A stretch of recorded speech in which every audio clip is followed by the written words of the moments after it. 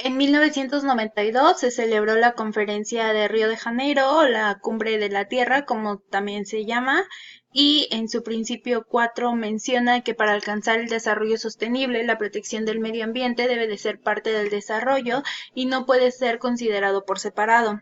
Se aprobó además la Agenda 21, en la actualidad tenemos la Agenda 2030, sin embargo en ese momento teníamos la Agenda 21 y cabe recalcar que hasta la actualidad no se han cumplido esos objetivos, teniendo como uno de sus principales logros abogar por conducir cambios en el desarrollo de actividades económicas, previsiones de los bosques y los convenios relativos al cambio climático y la biodiversidad.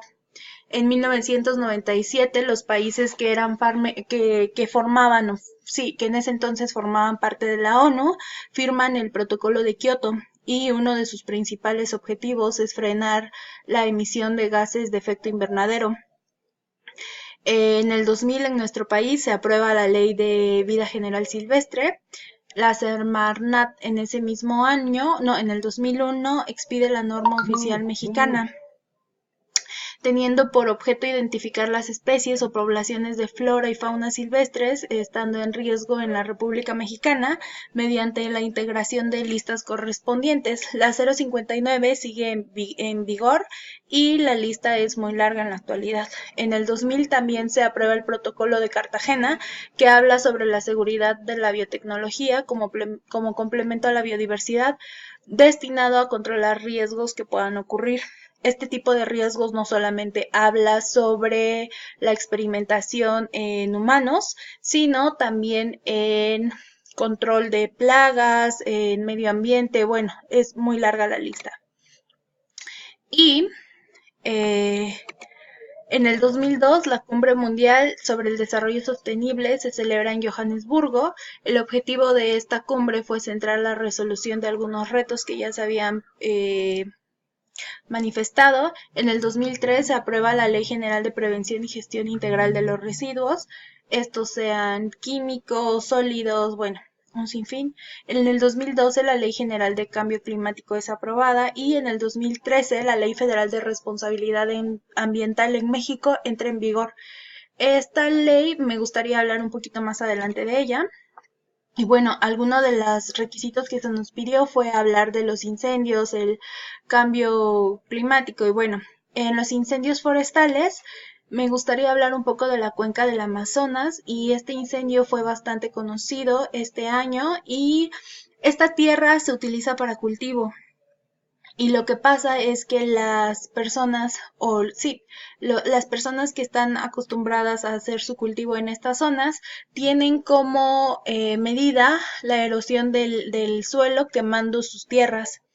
En Brasil, una de las razones por la cual ocurrió este incendio tan grande y devastador es por la demanda de soya y ganado vacuno. Una de las contaminaciones del suelo que más se realiza, o bueno, también la erosión del suelo es por el ganado. Y bueno, las regiones árticas en Siberia. Este, a diferencia de los otros, es un incendio bastante peculiar porque a contrario de lo que se cree en estas tierras, no es que sea por el cultivo o por el ganado, sino el fuego se enciende a causa de las temperaturas debido al cambio climático. Este cambio seca las plantas y las hace más inflamables.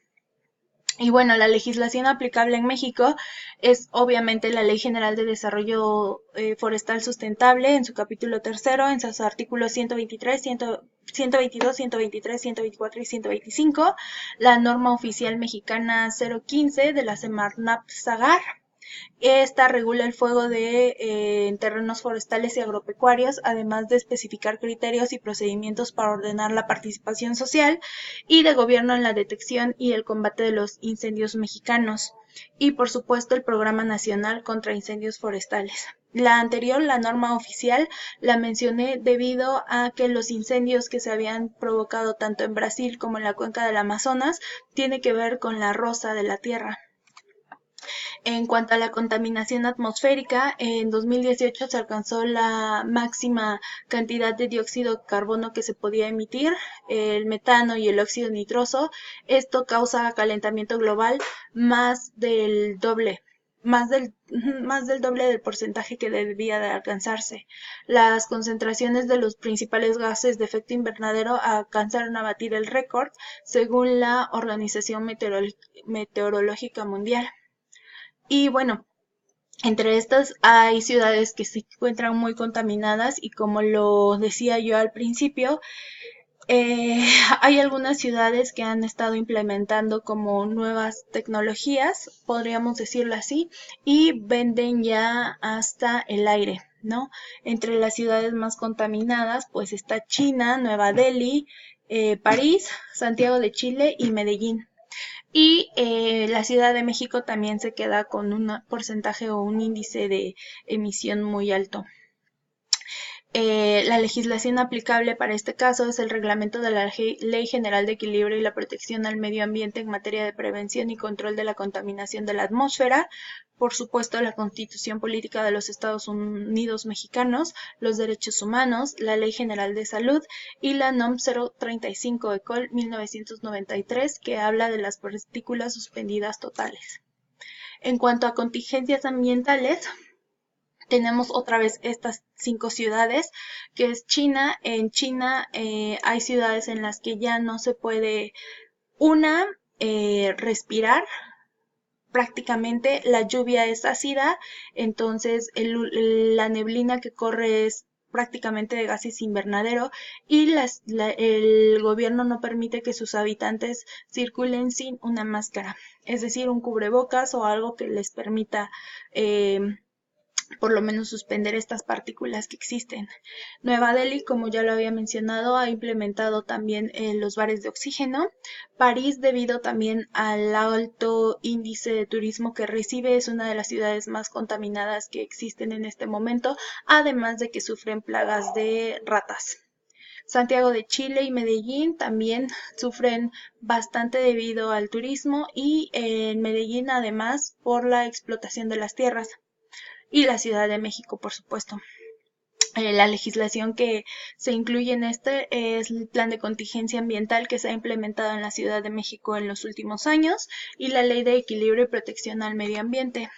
Para terminar o para concluir, me gustaría decir que desde la antigüedad se ha tratado de tener una protección al medio ambiente, sin embargo yo creo que en eso solamente se ha quedado tener una protección. Creo que cuando hablamos del medio ambiente, aparte de protección, debemos de tener en cuenta la prevención y son cosas totalmente distintas.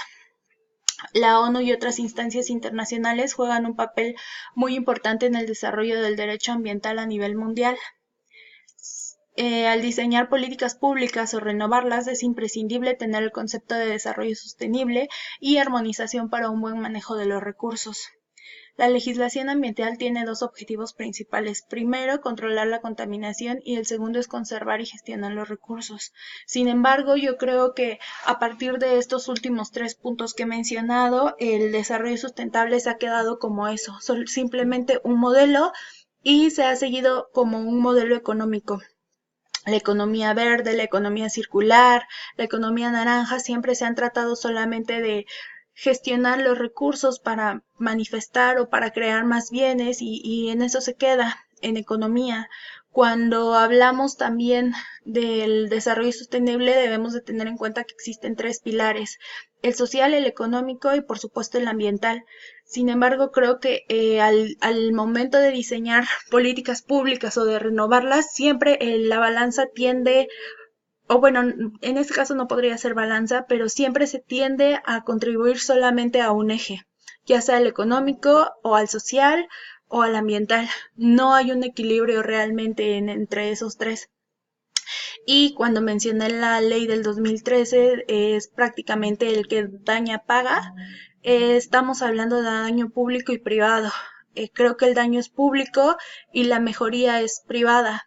Tenemos que tener muy en cuenta que esta ley no se ha beneficiado, o bueno, no ha beneficiado como en realidad se pretendía.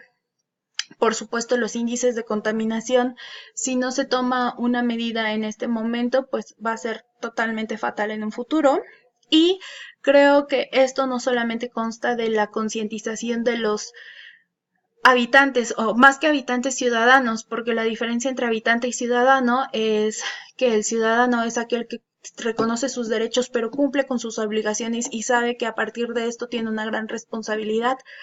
También me gustaría mencionar que a partir de esto no solamente los ciudadanos deberían de tomar conciencia y los habitantes, sino además tener una buena capacitación tanto a ante las instituciones y los servidores, porque de nada sirve que exista esta legislación si no se aplica y sobre todo si no se conoce para saberla aplicar. Y bueno, pues esto sería todo por mi parte. Muchísimas gracias. Hasta luego.